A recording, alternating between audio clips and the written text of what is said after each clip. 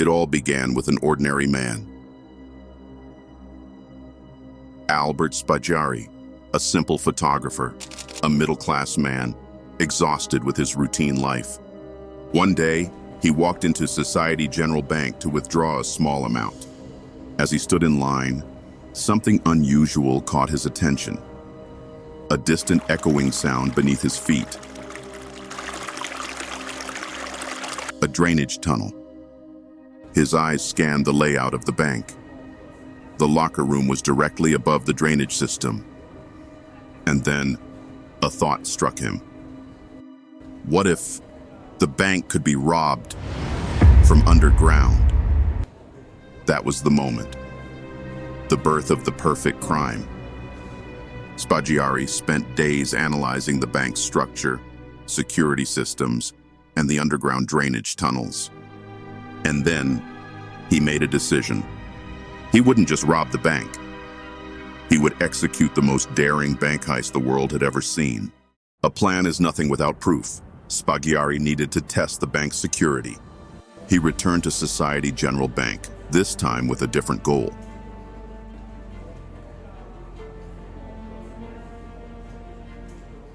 He rented a locker box, entering the vault area with a bank staff member.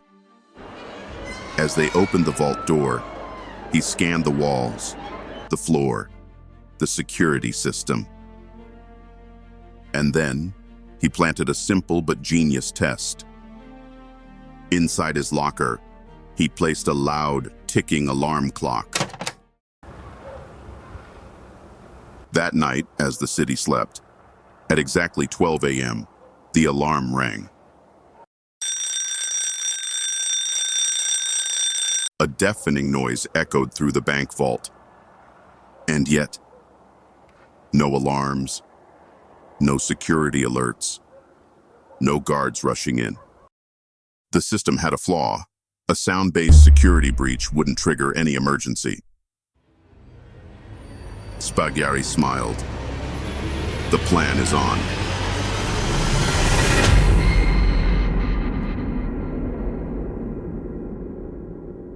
Spaggiari knew one thing. He couldn't do this alone. He needed a team. But not just any team. Specialists, criminals, experts in their craft. Through underground connections, he met a ruthless gang in France. Men skilled in tunneling, explosives, and security infiltration. A deal was struck. The team of 6 was formed. But this wasn't just any crew. It was a team built on discipline and precision. There were rules. No alcohol. Strict sleep schedule, 10 hours per day. Work in shifts. Mission: drill an 8-meter tunnel from the underground sewer system, straight into the bank vault. For 2 months, they worked underground, hidden beneath the city of Nice. They only worked at night, while the city above slept. Using stolen electricity, they powered their drills, their lanterns, and their air pumps. Every night, they carved their way through the earth, inch by inch, brick by brick, silently digging towards their fortune. The tunnel grew. The city above remained unaware. And with each passing night, they got closer to history's greatest heist. The sound of drilling became their lullaby. They were digging towards history. It was a long weekend, Bastille Day celebrations. The bank would remain closed for 7 days. The perfect moment had arrived. At midnight, the gang crawled through the tunnels and emerged inside the vault. No alarms, no guards. Just millions of dollars sitting in the silence.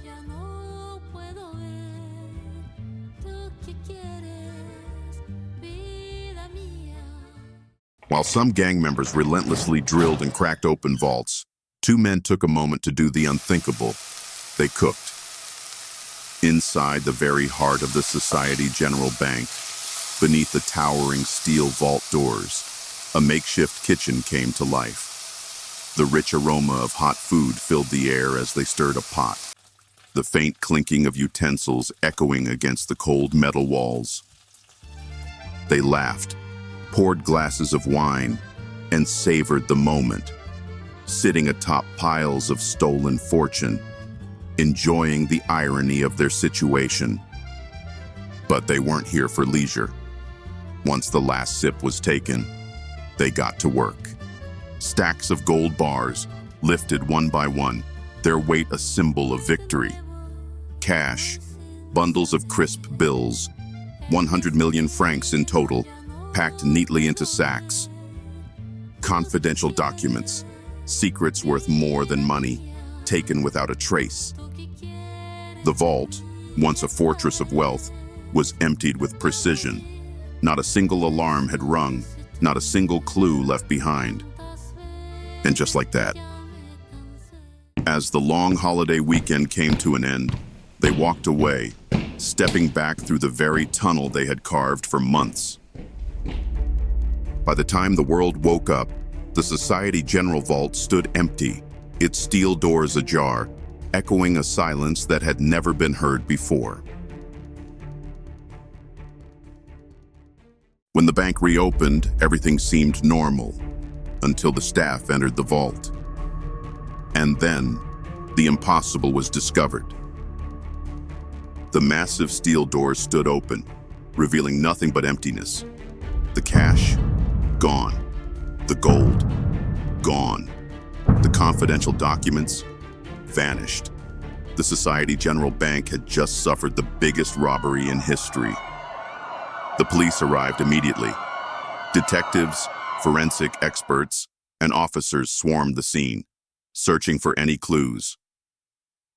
Inside the 8-meter tunnel leading from the underground drainage system to the vault, they found only a gas cylinder. No fingerprints, no security footage, no eyewitnesses.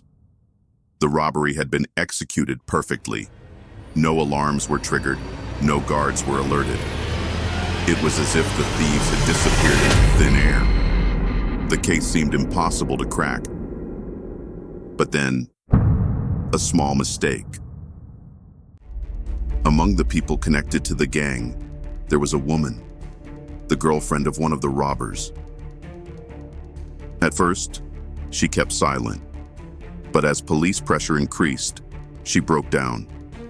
She revealed the name of her boyfriend, one of the criminals involved. The police tracked him down. Cornered and out of options, he confessed everything. With new evidence, the police launched a massive manhunt. It wasn't long before Albert Spaggiari, the mastermind behind the entire operation, was arrested. For the first time, it seemed like justice had caught up with him.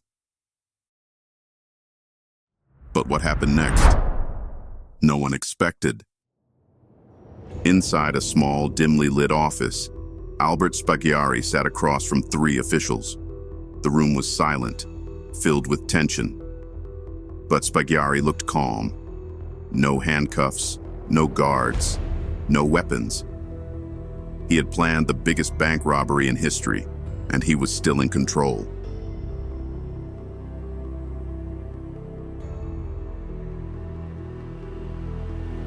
With a slight smile, he reached into his coat and handed over some documents.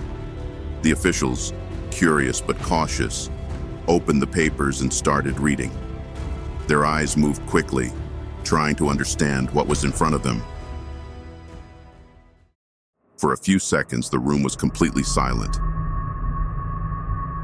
Then, something felt wrong.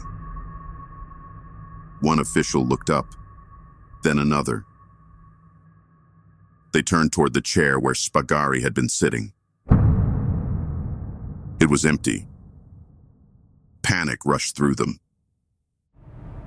They ran to the window and caught a glimpse of a shadow, Spaggiari, jumping through the air.